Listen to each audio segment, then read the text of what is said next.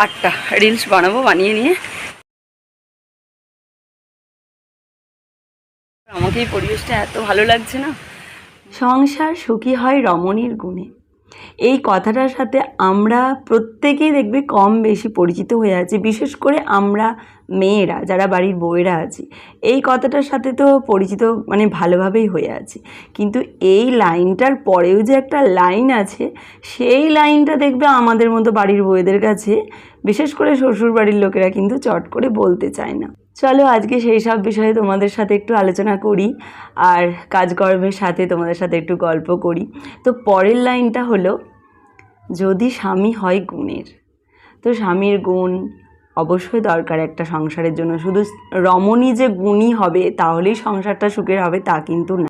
নমস্কার, good morning, welcome back to my channel Anupama real স্টোরিতে সকল বন্ধুদেরকে অনেক অনেক স্বাগত জানিয়ে একদম সকাল থেকে ব্লগটা শুরু করলাম। আর আজকের ব্লগটা তোমরা শেষ পর্যন্ত দেখতে থাকো, আশা করছি ভালো লাগবে। সকালবেলা দেখো সবজি কাটতে বসে গেছি। আজকে ছুটির দিন, আজকে হচ্ছে মাসের 4th স্যাটারডে। তো 4th স্যাটারডে বুঝতেই পারছো তোমার দাদাভাইয়ের অফিসের ছুটি আছে, ওই জন্য একটু বেলাতেই রান্নাবান্না হবে, সবজিটা কেটে রাখছি। হ্যাঁ, যেই কথাটা বলছিলাম, সংসার সুখী হয় রমণীর গুণে, এটাই কি ঠিক? একটা রমণী যতই গুণী হোক, তার স্বামী যদি তার গুণের সমতুল্য না হয় তাহলে কিন্তু সংসার সুখের হয় না, সেখানে সংসারে অসুখ লেগেই থাকে। তার সাথে স্ত্রীর যে সমস্ত গুণ আছে সেগুলোও কিন্তু একদম ঢাকা পড়ে যায়। সেই গুণগুলো কিন্তু কখনোই সমাজের কাছে, সংসারের কাছে এসে পৌঁছায় না। ধরো তোমরা একটা গুণী স্ত্রী যে সংসারের সমস্ত কিছু ভালো কাজকর্ম ভালো কিছু করছে, তার মধ্যে হয়তো দুটো একটা ভুল হয়ে গেল, সেই ভুলটা ক্ষমা করার মতো বা সেই ভুলটা শুধরে নেওয়ার মতো গুণী স্বামী কিন্তু দরকার হয়। আর ছোটোখাটো ভুল শুধরে নেওয়া বা ছোটোখাটো ভুলকে ছোটোখাটো হিসাবেই দেখানো বাড়ির প্রত্যেকের কাছে বা সবার কাছে, সেগুলোও কিন্তু একটা গুণী স্বামীর পক্ষেই সম্ভব হয়।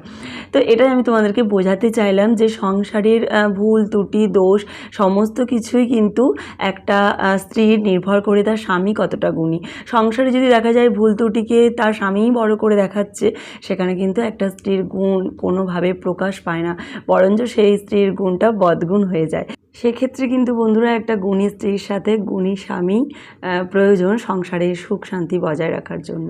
আমি দেখো এদিকে রান্নাঘরে সবজি কাটছিলাম, তো তিন্নি আমাকে ডাকতে গেল যে পাপা নাকি গান করছে। তো আমি এসে দেখছি দেখো সত্যিই গান করছে।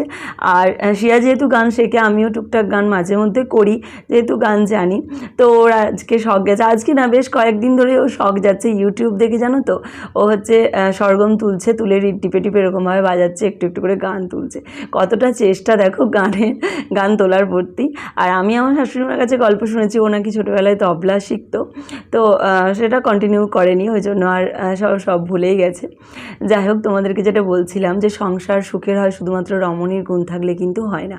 তার সঙ্গে দেখবে দ্বিতীয় নম্বর পয়েন্ট কি বলো তো, অনেক সময় দেখবে স্বামীরা না খিটমিটে হয়। একটা সংসারে যদি একটা স্ত্রীর কাছে একটা স্বামী সবসময় খিটমিট করে যে কোনো ব্যাপার নিয়ে, হয়তো একটুতে রেগে যাচ্ছে, একটুতেই বিরক্ত হয়ে যাচ্ছে, সেখানে দেখবে সংসারে কিন্তু খুঁটিনাটি ঝগড়া মানে হতেই থাকে। খিটমিট মানুষদের সাথে সত্যিই সংসার করা একটু মুশকিলই হয়।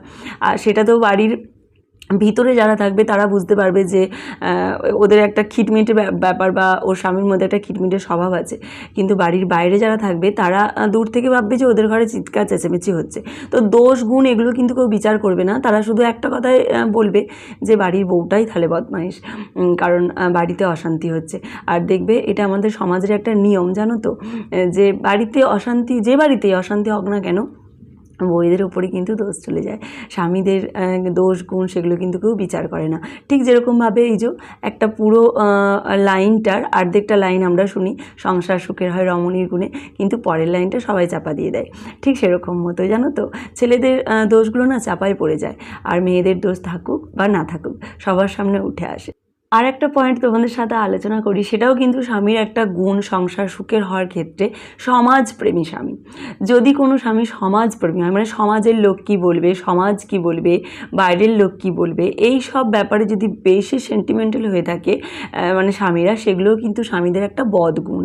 মনে করো একটা স্ত্রী বাড়ি সুখে রাখার জন্য, শান্তি রাখার জন্য, বাচ্চা কাচ্চাকে ভালো রাখার জন্য সব কিছুই করে, তারপরেও যদি এতটুকু সময় নিজের জন্য দেয়, তখন কিন্তু স্বামীরা সে সমাজ কি বলবে, সমাজ তো খারাপ বলবে, সমাজে তো স্ত্রীদের বলো বা বাড়ির বউয়েদের বলো, মানে একটা বাড়ির বউয়েদেরকে বাড়ির ফুলদানিতে সাজিয়ে রাখা যায় এরকম মতনই সমাজ ভাবে। বাড়ির বউয়েরাও যে কিছু করতে পারে, কিছু কাজে এনগেজ হতে পারে, সেগুলো কিন্তু কেউ ভাবে না, মানে সমাজ ভাবে না। তাই অনেক স্বামীদের বদগুণ থাকে যে বাইরের লোক কি বলবে, সমাজ কি বলবে, তার জন্য কি করে স্ত্রীকে সবার সামনে আড়াল করতে চায়, বা স্ত্রী যে কোনো কাজের সাথে যুক্ত হলে স্ত্রীকে হচ্ছে নিষেধ করতে চায়, বাধা দিতে চায়। এটাও কিন্তু একটা স্বামীদের বদগুণ। এতে করে কি হয় বলো তো, একটা গুণী মেয়ের যে গুণ সেটা তো চাপা পড়েই যায়, তার সাথে কি হয়, ওই যে সংসারে টুকটাক অশান্তি লাগতেই থাকে। কারণ এটা তো স্বাভাবিক, তাই না? যদি স্ত্রী কোনো কাজ করতে যায়, স্বামী যদি সেখানে বাধা দেয়, বিশেষ করে সমাজপ্রেমী হয়ে, সেখানে তো স্বামী স্ত্রীর মধ্যে কিটিমিটি ঝগড়া হতেই থাকবে, তাহলে সংসারের সুখ কিন্তু আর থাকবে না।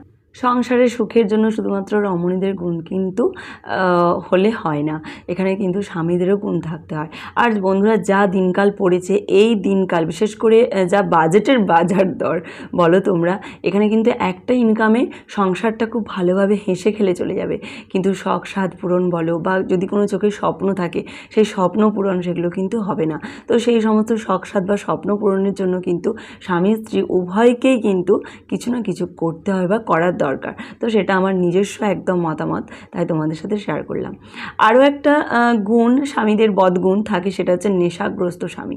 অনেক স্বামীদের মধ্যে এইটা থাকে, বেশিরভাগ হয়তো 100টার মধ্যে দেখা যায় 90টা ছেলের মধ্যে গুণ থাকে, সেটা হচ্ছে নেশাগ্রস্ত। সে যে কোনো নেশা হতে পারে, অনেক ধরনের নেশাই তো হয়। তো চা থেকে শুরু করে একবারে কি বলবো, সব ধরনের নেশা, সেটাও কিন্তু সংসারে ভীষণ বড় একটা অশান্তির মানে দাবি করে। এক্ষেত্রে বন্ধুরা, যদি বাড়ির রমণীরা গুণের গুণমণীয় হয়, সেখানে কিন্তু সংসারের শান্তি কখনোই ফিরিয়ে আনতে পারবে না।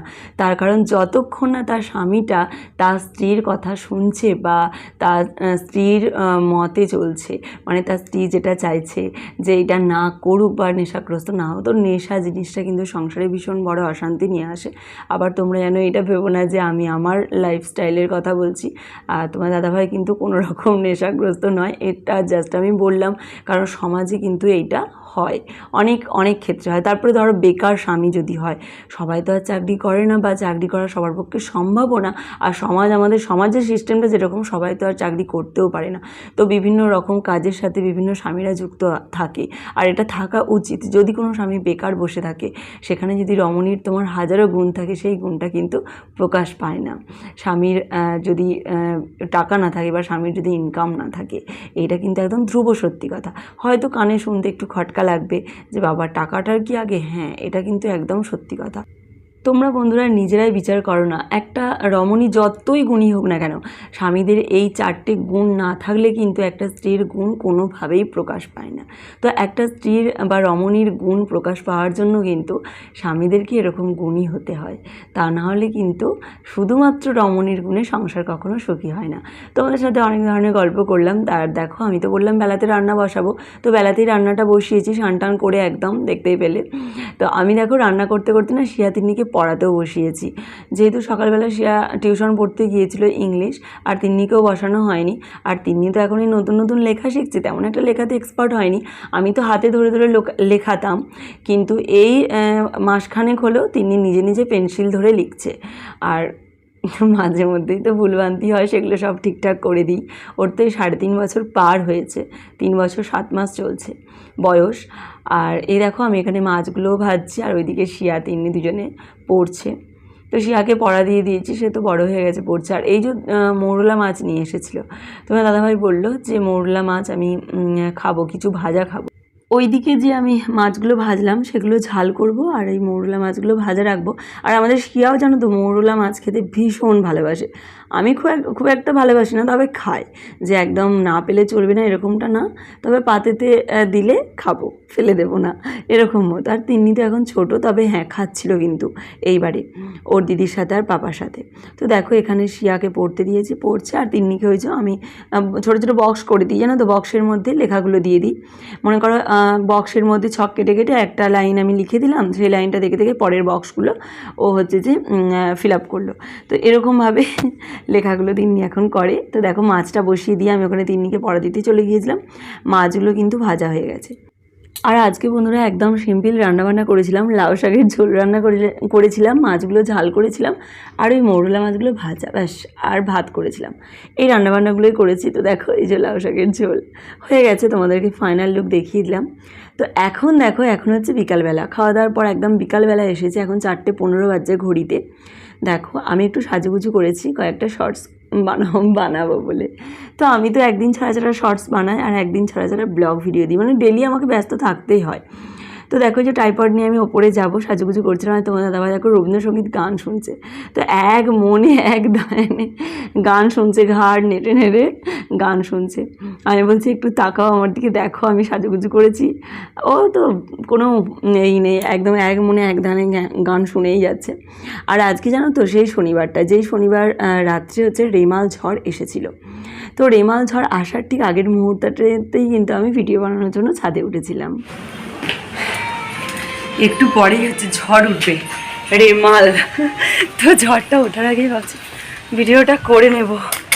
হাই মা, বৃষ্টি পড়ছে, কি কষ্ট করছি দেখো তোমাদের জন্য। বলো তোমরা ভিডিওগুলোতে একটু লাইক তো করো। কিছু জামা কাপড় আছে তুলে দিই, গুড়ি গুড়ি বৃষ্টি হচ্ছে। আর ক্লিপগুলো এই যে দেখো, তোমার দাদা হচ্ছে করেছে, জামা কাপড় তুলেছে, ক্লিপগুলোকে ছড়িয়ে ছিটিয়ে ফেলে রেখে দিয়ে গেছে, আমাকে সব তুলতে হবে ক্লিপগুলো। দেখো এই যে ঝড়ের প্রকোপ একটু একটু করে শুরু হয়েছে। নারকেল গাছগুলো দেখে ভালো করে বুঝতে পারবে তোমরা। মেঘ দেখেছো, কালো অন্ধকার, দেখো কি সুন্দর একটা ঝড় ঝড় মেঘ মেঘ ভাব। রেমাল একটু পরেই আসবে। তো যাই হোক, বেশি রিলস করব না, 7টা কি 8টা রিলস বানাবো, বানিয়ে নিয়ে তারপর ভিডিওটা আমি এন্ড করে দেবো। আর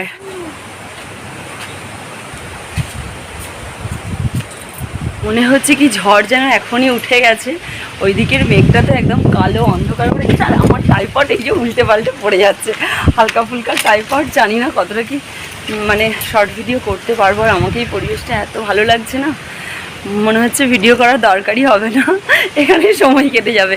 যাই হোক, সকাল থেকে ব্লগটা শুরু করেছি আর এখনই ব্লগটা শেষ করলাম। তোমরা সবাই ভালো থেকো, নতুন ব্লগের জন্য অপেক্ষা করে থেকো। আজকের মতো টাটা। আর দেখো চুড়িগুলো পরেছি, সব পরিনি, মাত্র 3টে, এই যে 3টে 6টা চুড়ি পরেছি।